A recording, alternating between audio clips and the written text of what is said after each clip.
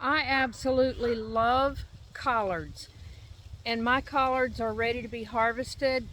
Some of the bottom leaves, I mean, I can harvest and keep letting them grow through the winter.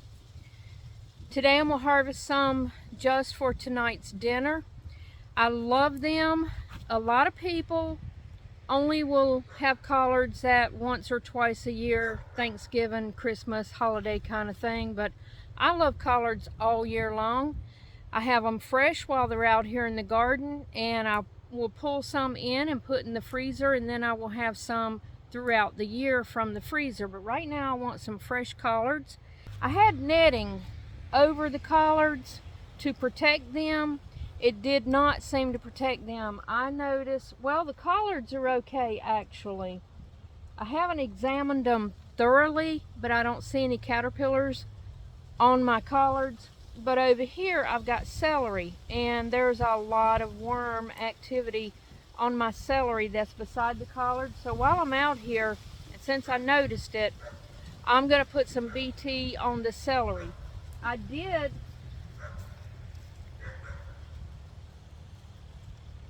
grab some celery and clean those off. There was, for the ones that I grabbed, luckily there was just a few caterpillars. I got them off, but I'll clean them really good because I want to put some BT on here, but I don't want to put it on here on the day that I'm going to be harvesting. And I wanted to bring some celery in, so I waited and got my celery for today, and then I'm going to put the BT on it.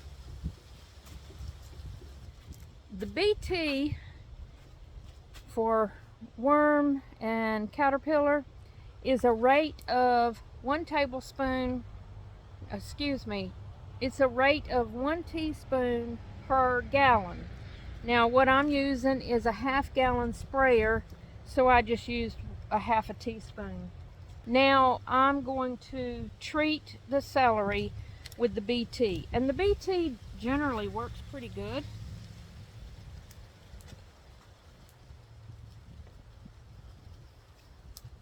It works pretty good most of the time. And I've got one celery plant, no, there's 2 celery plants over there that they have really decimated. So I'm going to spray everything really good.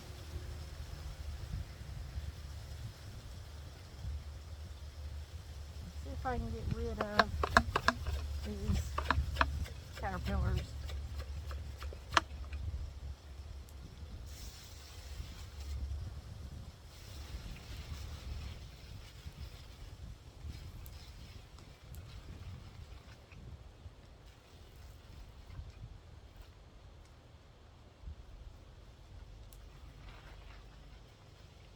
I got the BT sprayed on the celery, and now I'm going to harvest some of my collard leaves. There's a few that have been eaten on that are around the bottom. I will discard those. I will harvest the collards that I want. Ooh, yellow jacket. And then I will put some BT on what I leave behind. So after I get these harvested, I'm going to take them inside and share with you how I like to cook my collards. These are nice leaves. The good thing about these is they're so flat and straight. It's easy to see if it has a worm on it, and it's easy to clean them off. Before I take them in the house, I will rinse them off outside, and then I will go inside and I will rinse them again, running my hand. I'm kind of peculiar about it. I guess a lot of people probably are. But I will wash and run my hand over every single vein, feeling and looking. I will wash these several times just to make sure that I don't leave any worms and dirt, of course, but I do wash them a lot. I picked what I wanted, and then I sprayed the collards and the celery with the BT. and I got some good coatings on there. I actually went over them twice. I cleaned off the lower leaves around as much as I can, and all the leaves that I took off, which I did before I sprayed, the leaves that I'm not keeping. There were leaves that had been chewed up, there were leaves that had turned yellow, and there were just leaves that were distorted that I didn't want. I cleaned all of those off, carried those over to the chickens, and they'll enjoy them, worms and all. Actually, sometimes they'll eat collards and sometimes they won't. I gave it to them, they can do what they want over there. Now I'm going to carry these inside after I wash them, and I'm going to get my preparation done to get them cooked. All right, I've got my collards inside. I have washed them and re-washed them, I think 3 times, maybe 4 if I'm counting the rinse that I gave them outside. Now I'm going to get them cut up. Now, if you're new to cooking collards, this is my suggestion. You wash them multiple times. You run your hands over every edge of that leaf, front and back, and you're going to inspect for worms and eggs. Eggs will hide on the back on top of the veins, and sometimes they're hard to see because they will blend into the veins on the back. That is why it's so important to wash them really well and inspect them. For that reason, most restaurants, I will not eat collards at their restaurant because I don't have faith that they wash and clean them really well. The other thing that I do, sometimes you will find some weird discoloration or a hole on the edge of the collard. If it's bad, I will just trim it off. It doesn't make that whole leaf bad, but I will trim it off, even if I have to go all the way around the edge. I don't want any yellowing or discoloration on my leaf edges. Now, everybody has their own way of cutting collards. I have my way, and a lot of people have a different way. I'm going to show how I cut mine, which is acceptable to me and how I like to eat them. I layer a couple collards on top of each other. I cut down the center. It does not have to be perfect. I can cut down the side of the stem, or I can cut down the stem itself. And then I take 1/2, lay it on top of the other half, and then I just roll it up really tight, and I cut it into rings. I call it rings. It's layers. About this wide. I don't know, what is that? 1 inch, about 1 inch wide, between 1/2 inch and 1 inch wide.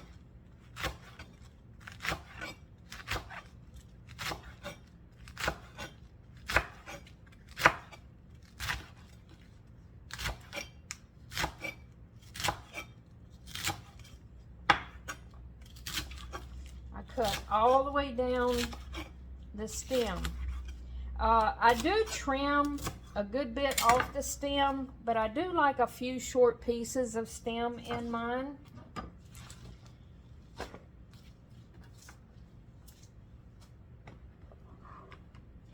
They will end up being strips,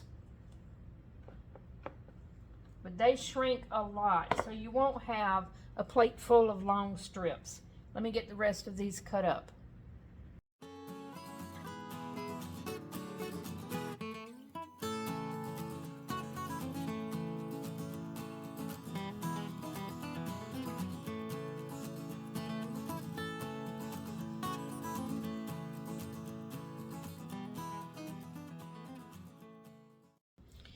A lot of people will use a ham hock or chunks of ham to put in their collards. I used to do that, and that's perfectly fine. It does produce a delicious flavor. However, I just don't always have a ham hock or chunks of ham on hand that I can use. I have found through the years I like putting bacon in mine. So what I do is I take raw bacon, the thick slices, and I cut up 3 slices of bacon along with diced onions, and I saute those together. I find it's just as delicious using bacon instead of worrying about keeping ham hocks on hand. I've always got bacon, but I don't always have ham hock, and if I want to just on a whim cook collards from the freezer, I want to be able to cook them and create that flavor, the seasoning that the ham does. Bacon works perfect. I'll show you. So I just cut up 3 slices of thick bacon into these little squares. I'm going to add a handful of onions. I don't know. I don't have a measurement for that. I just throw in a good heaping amount of onions. About that many. I probably could put a couple of more.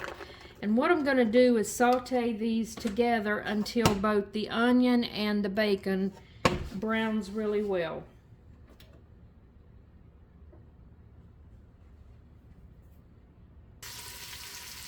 I also add a tablespoon or so of oil in the bottom of the pan just to keep the pot wet and give something for the onions to brown in. It takes a while for any oil to come out of the bacon, unless you're cooking it for breakfast, then you get lots of oil.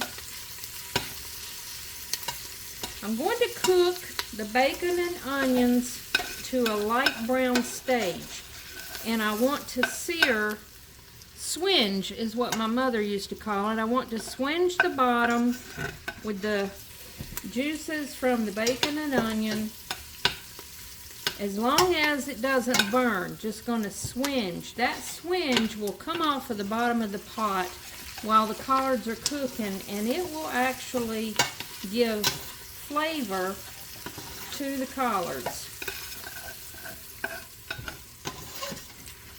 I'm almost there. I'm getting a golden brown on the bottom of the pot. Don't want to burn. Just swinge.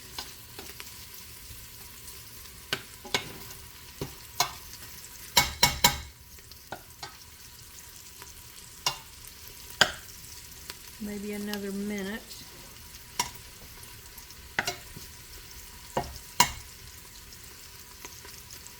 I am doing this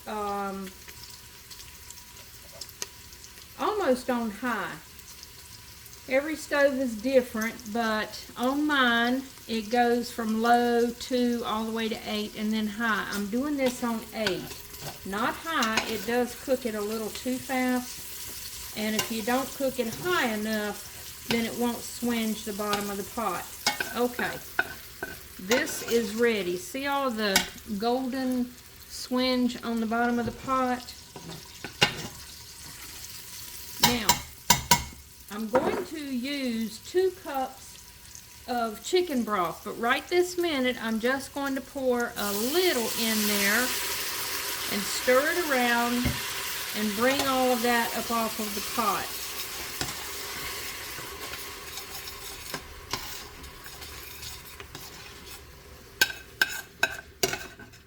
Swish it around. It will clean the bottom of the pot. You just want to make sure that it's not burnt.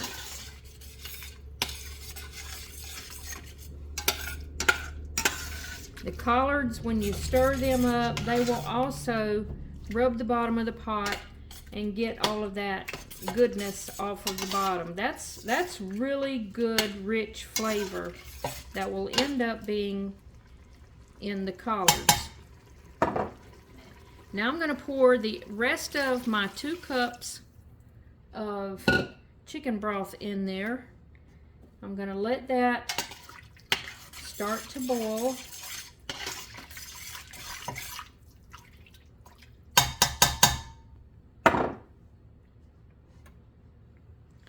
And it's okay if you end up needing more chicken broth. Sometimes, you know, it boils at different rates and it might boil down a little too much. I don't like my collards real soupy. I like some juice, but I don't like them drowning in the juice, so I only use 2 cups. And then give or take a little extra throughout the process, maybe. But I don't use less than 2 cups. The collards themselves will actually produce liquid also. This is just about to start boiling again. Now I'm going to add my collards.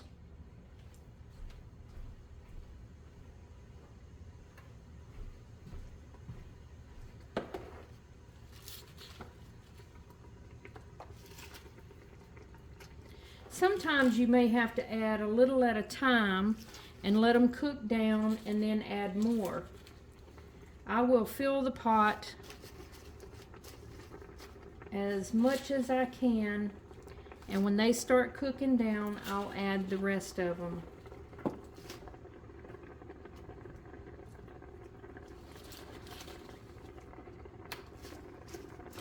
Most of the time I can get all of them in there. And it's okay to pack them down because they will cook down really fast. They don't take that long to cook.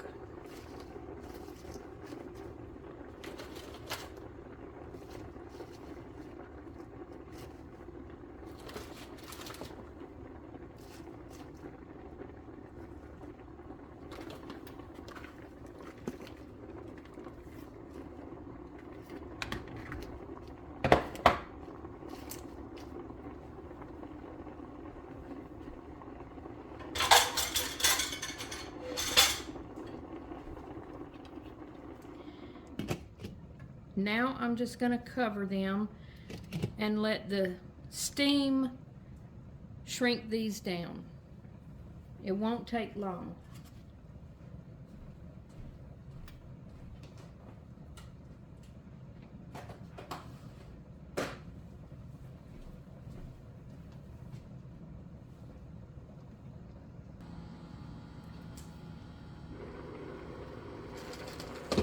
As it's coming to a boil, I do stir it around and mix that seasoning and the chicken broth together to get all of the collards coated.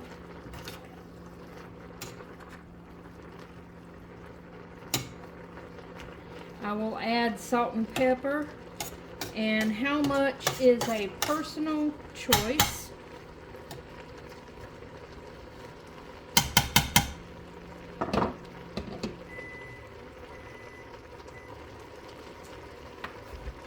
They've cooked down a little. At this point, I'm going to add a splash of vinegar. Just a little splash. And I'm going to add 1/8 of a cup of sugar. Now I know that the vinegar and the sugar, it seems like they would discount themselves out, adding a sweetener and something that's bitter. But somehow, some way, unknown to me, it works. That's something my mother taught me, and I've always done it, and I like doing it. Collards can also sometimes be a little bitter if you harvest them before your first frost, which is what I'm doing. I don't ever notice the bitterness of collards. A lot of people do, and they will add sugar to the mix. I add sugar and vinegar just because that's the way my mother taught me, and they're delicious, and somehow the two balance each other out.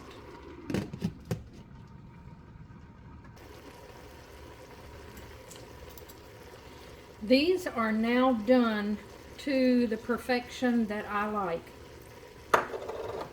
There's juice in the bottom, plenty of it. They're not dry and they're not oversaturated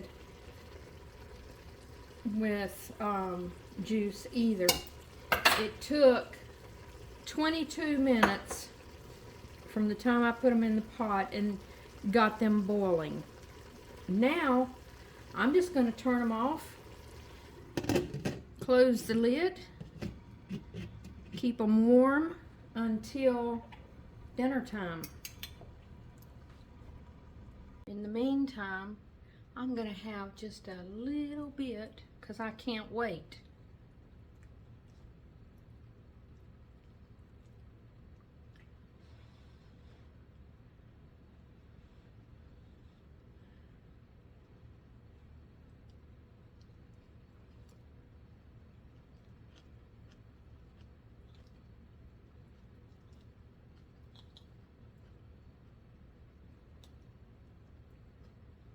They are delicious. They really are.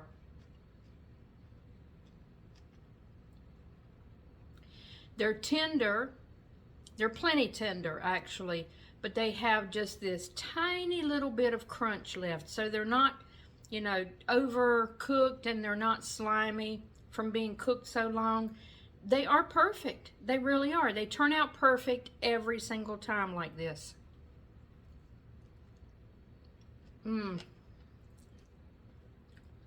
I am such a fan of collards. Yum. I will be having collards tonight.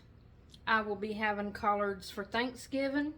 I will be having collards for Christmas, and some other dates in between now and summer, maybe if I'm lucky, for the rest of the year. Who knows? If you have never tried collards, and somebody will cook them for you, or you're willing to try them for the first time, this is an excellent way to cook them. I promise you, it is an excellent way to cook them.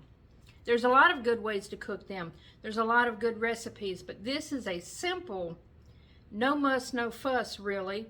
You have some cut up bacon, you have some onion, you have some chicken broth, you have a splash of vinegar, you have a little bit of sugar, and you just cook them for 20 minutes is what it took this pot, and they're done. I mean, they're so good that way. I hope you'll try them. If you have never tried them, I hope you will. I do understand that collards are not for everyone, but at least give them a try if you never have. If you have and you love them, you know what I'm talking about. It's either you love them or you hate them. I haven't found anybody that's an in-between person. Also, when they're served, I personally don't put it on mine, but also a popular way to serve them is with a sprinkle of a vinaigrette of, you know, pepper vinegar is what around here people use. I don't really like that on mine, but it is popular, and everybody says that they love it, that I know that use it. That's another option. I hope this video was helpful. I hope you enjoyed it. If you did, please give it a thumbs up. If you have not already subscribed, I hope you'll also subscribe to my channel and follow the future videos that I put out. I hope y'all have a wonderful day.